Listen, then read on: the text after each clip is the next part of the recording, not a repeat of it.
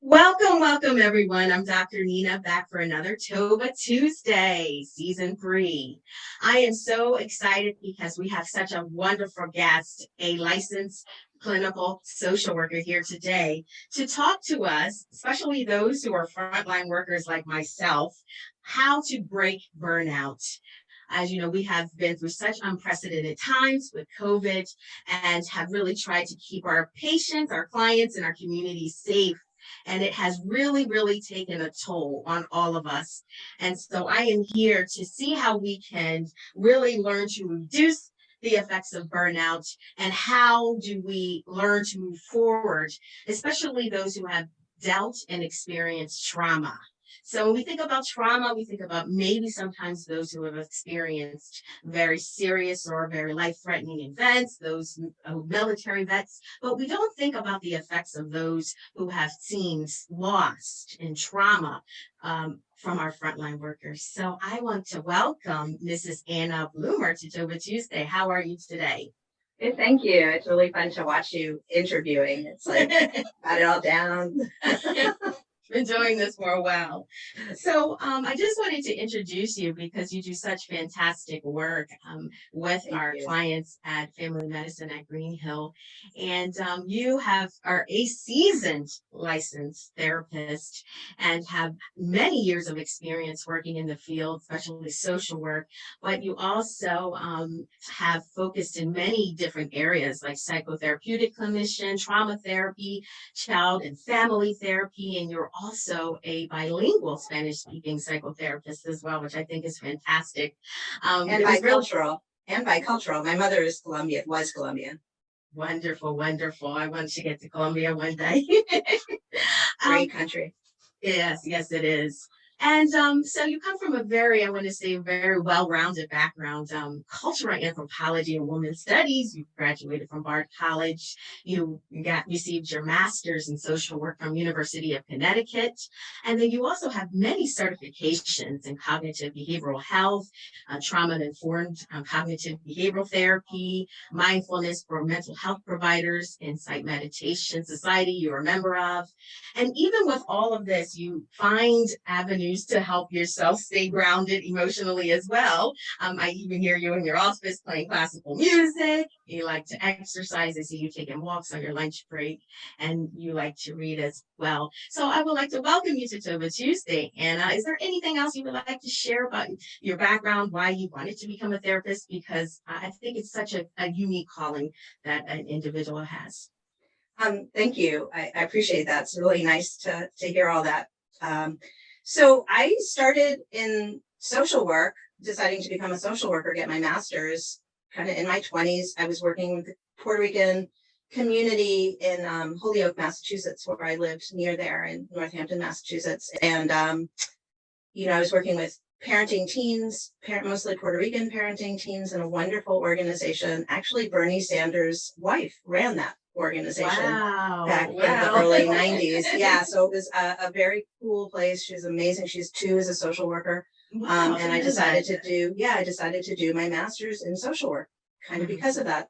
But I came at it in a very different angle. I wanted to do community organizing like our dear President Obama. And I realized that as I went through wasn't really my calling. I love big picture stuff, but I think you have to do the politics really well, and that's not me. And so kind of through parenting, really having children. And when I lived in Chicago, I kind of followed Obama around. It was really funny. And landed with Obama. I think you have the same kind of resume track here. In Chicago, right before he was a senator and then president there. And I did mostly my time was really raising my children there. And I became very fascinated with developmental psychology and how parents influence how children feel and grow. And so I'm kind of a holistic person, and really through working with families and children when I came here to Delaware, that I decided that the clinical focus was really where I wanted to be in that next phase of my career. But really getting through parenting and all that teaches, and how it really opens up a clinical perspective, or at least it did for me. And then I worked at the LACC here when I landed in Delaware with my husband at the time, and did in-home parent-child interactive therapy and parenting programs for a couple of almost 3 years. So I was in homes working with parents and how to help them self-regulate, monitor, create healthy boundaries with toddlers to 6-year-olds, and then worked with families and then now actually at St. Francis, I worked in their family practice and just began to see everybody through that. Mhm. So I'm sure when as working in family practice and you're working with family medicine at Green Hill, one of the things that challenges all of us and our staff is workplace burnout. And we're just really seeing the effects of it and how it affects our staff as well, because we have witnessed very unprecedented times. I remember when COVID first came here into the United States, nobody knew what to do. How do you treat them? Is this the flu? If I send this patient home, am I making the right decision? Can you talk about the symptoms of burnout? Yeah, I want to kind of touch on what you were talking about before, which is trauma. We call this in my field vicarious trauma. So working with people who have had experienced trauma, as I have many years done with different types of trauma, the provider absorbs on some level the level of trauma. It triggers our old stuff very easily. And if we don't take care of ourselves, we move into vicarious trauma, which is similar, a little different to burnout. Burnout is that we're taxed, right? We have empathy fatigue. We feel just overwhelmed. We can't pull out anymore, right? We can't express anymore. We do a very natural protective thing psychologically. We create a boundary. It's too painful. So in some ways, healthy, right, boundaries around the things that we see and hear is good, right? Everything's a continuum. But when you get to the point where you can no longer feel not just what's going on with your clients or your patients, but what's going on, with your home, with your family members, you just have no capacity to be present, high irritability. You just want to shut down. Some of these symptoms are you're moving into kind of the level of depression, which makes a lot of sense, or anxiety. You're feeling like your heart rate's beating very quickly. You're getting sweaty palms. Your blood pressure is going up. This is all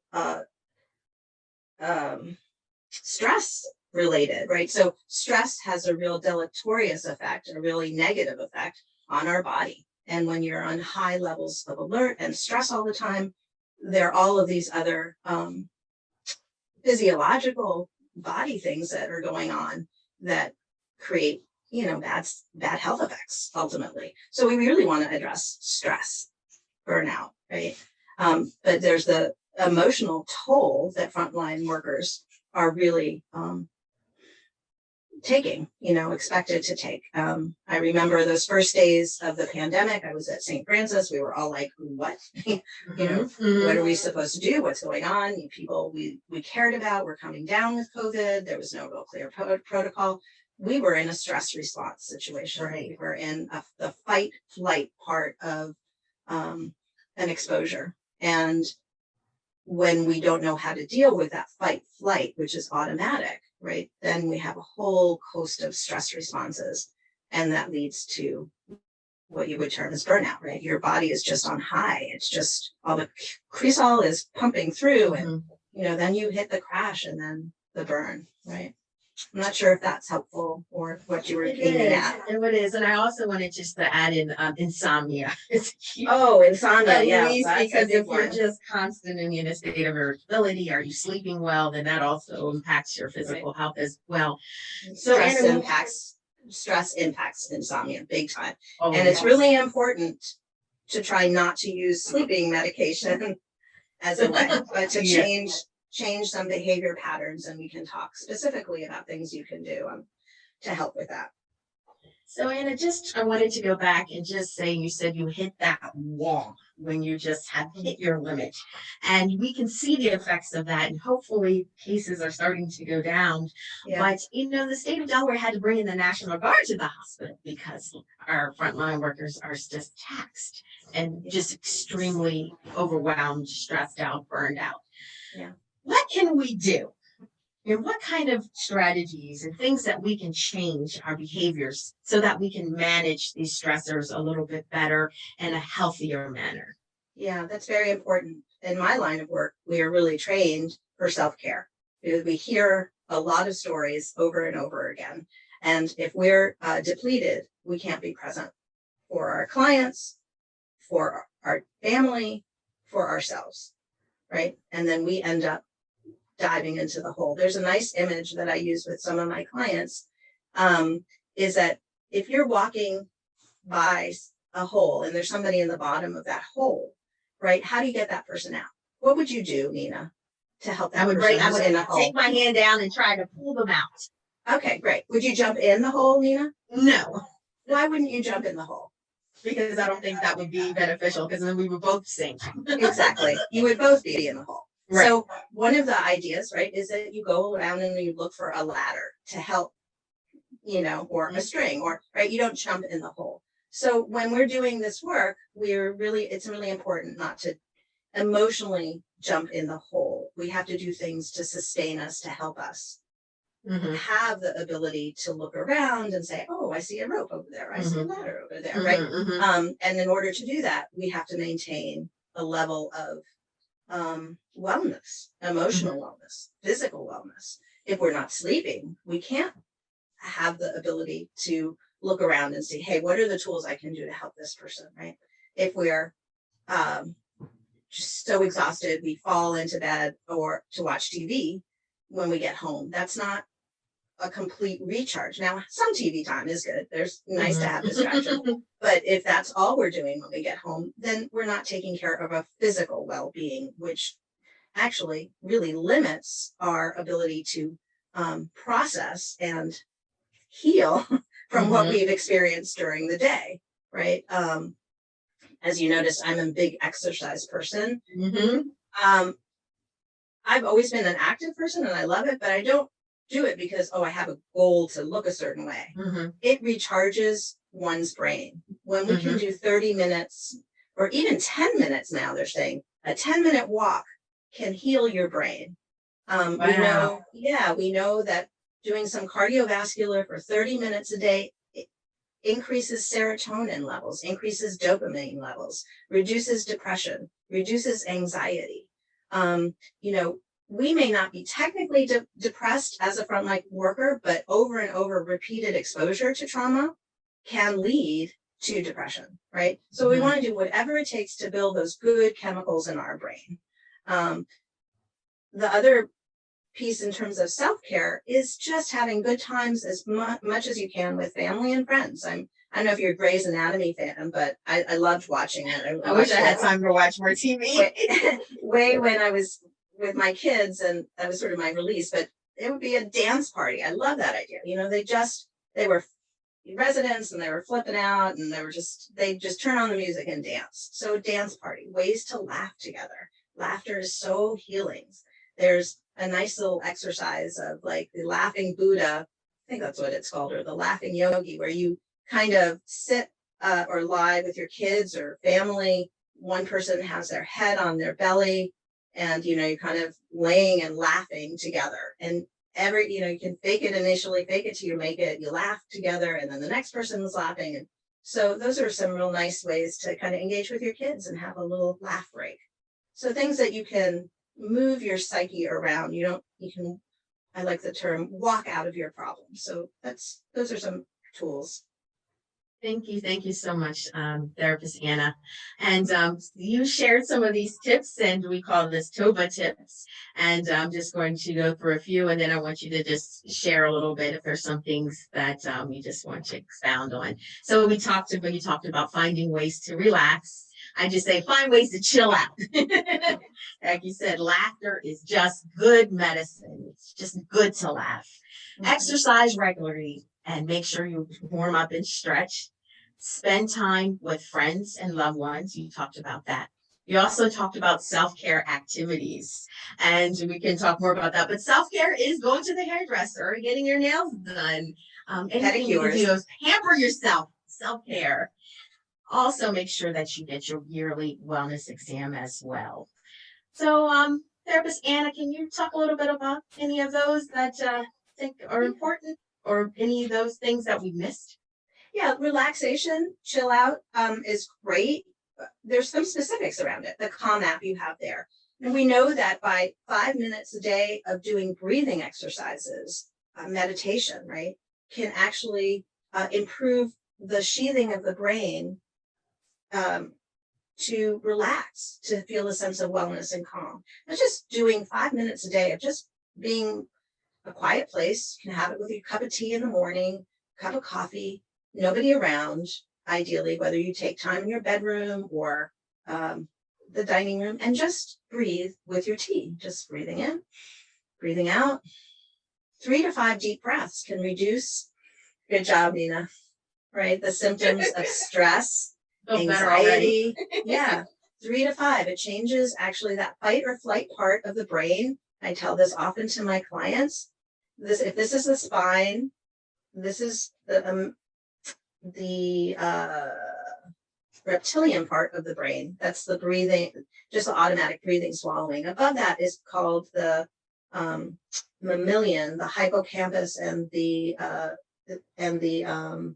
blanking on the name right now, but that's the fight flight part of the brain, and it sits right in the middle of the brain. And this is the front part of the brain. This is our thinking brain, the cognitive part of the brain. When this part of the brain is triggered, the fight flight, right, from all that trauma, all that fear, all the blood goes there, and not much blood is around for the thinking, the planning, the management. So when we're triggered with this fight flight, we take 3 to 5, they've discovered this with MRIs, 3 to 5 deep breaths allows this part of the brain to quiet, less blood flow there. So there's more blood flow to the other thinking part, calming part of the brain. So when you are triggered or feeling your heart rate going up, or you're about to like jump out of your skin, go to those 3 to 5 deep breaths. Very helpful. And 5 minutes a day, whether it's before you go to bed, after waking up, those are very quick tools to draw on. Thank you so much. And the Calm app leads beautiful meditations too, if you have more time. And sleep, actually, good sleep stories to help relaxation before you go to bed. Thank you so much, Anna, for that. I also wanted you to talk a little bit about, you talked about resources and tools that we could provide to our frontline workers. And I think it's also very important because there are things out there that we can do and places to go to get more insight on how we can move forward. Hopefully, this pandemic will end. The Spanish flu ended, but in 18 months. But we will go on. But things will be different a little bit, and that might not always be for the worse.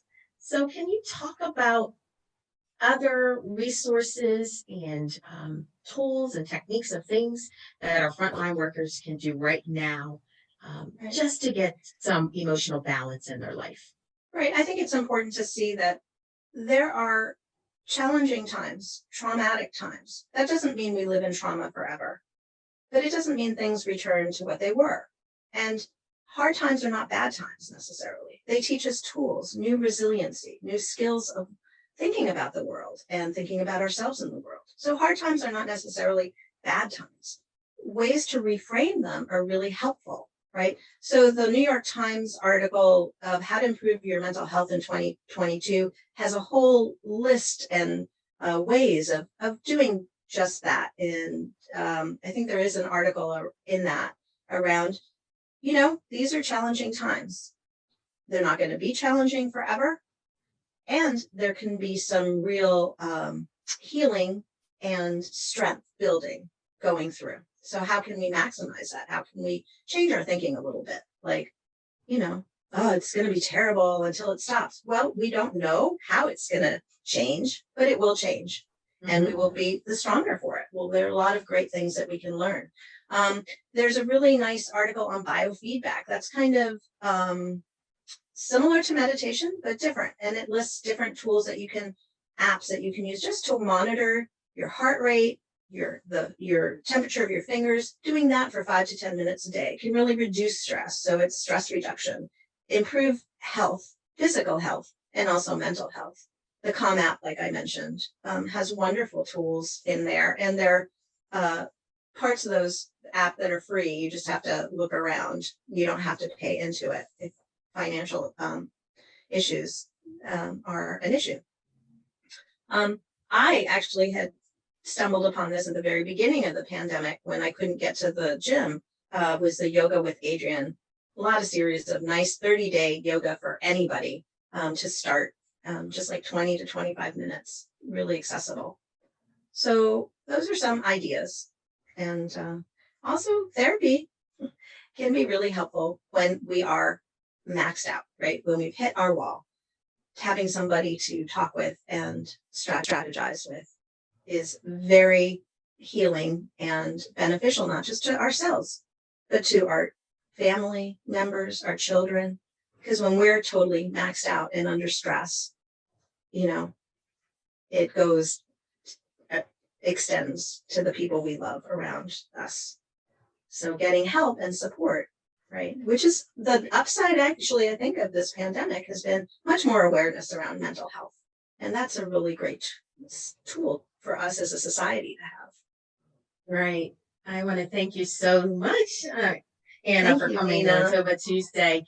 And on that note, I think it's very poignant that you talked about that you should talk to a licensed clinical therapist if you've met that wall and you're completely maxed out. And I think that, there's still stigma when it comes to healthcare providers. We're seeing like these strong, warriors that we just never are vulnerable and need help and need to really talk to someone to get us on a better path. But therapist Anna, if someone wanted to get more information or maybe wanted to set up a consult with you, how could they get in touch with you?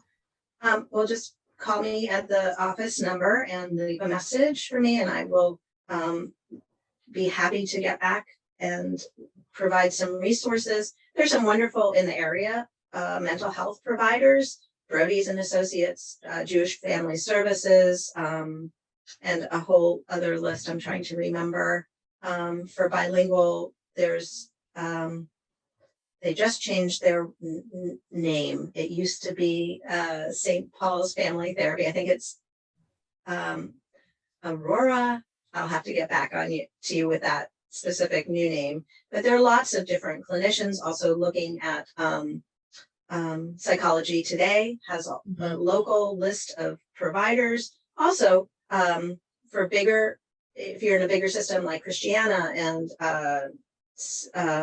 Trinity Health, I'm sure Beata, right there, employee assistant program, EAP. So that's usually 5-6 sessions that your employer provides for, so you don't even have to pay, and you talk to a clinician. It can be a licensed clinical social worker, it can be a licensed marriage and family counselor, it can be a psychologist. So those are some easy ways to get a hold of. And many of the big systems like Christiana, Beata, I think Trinity Health have some HR people that are working on this issue around wellness. And and some of the bigger banks, I've had clients tell me they're incorporating midday breathing activities, midday stretching activities. It's wonderful, right? So a lot of these skill sets are being provided. Smaller organizations don't have as many resources, right, Nina, as we're trying to figure out how to provide for our own staff. But, reaching out to me or to Nina, and I'd like to talk about this a little bit about the stigma for providers, right? We know that providers are in a higher level for depression and anxiety and substance abuse. And when I worked at the residency in St. Francis, these were issues that were addressed, that just because you're a doctor or a nurse doesn't mean, in fact, you can have more vulnerability. And finding ways that you can do it discreetly, reaching out to your professional association. Mhm. That's sometimes a good way to find out how you do so discreetly, especially for substance abuse disorders. Mhm. Yes. And because stress is very high, and it's important to find ways to get support. Right.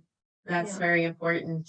And also, if you just, make an appointment with your primary care provider, just to get checked out, and they can also be a resource to get you referred to a licensed clinical practitioner, where they may think you will have a good fit. And also, I just want to say sometimes if one therapist doesn't work out, try another one. Sometimes it's just not the right fit. But just even talking to someone is so empowering and can really help open up new paths for you to understand how to move forward in these uncertain times. So thank you, Anna, for coming on. It's been very insightful. I so appreciate you, Nina. Thank you so much. You're organizing this. This is lovely and wonderful way to get support and the word out. And I so love working with you and appreciate you. Thank you so much. Thank you so much. And remember, you're not alone. You can get help, and help is here for you. There are hands to help.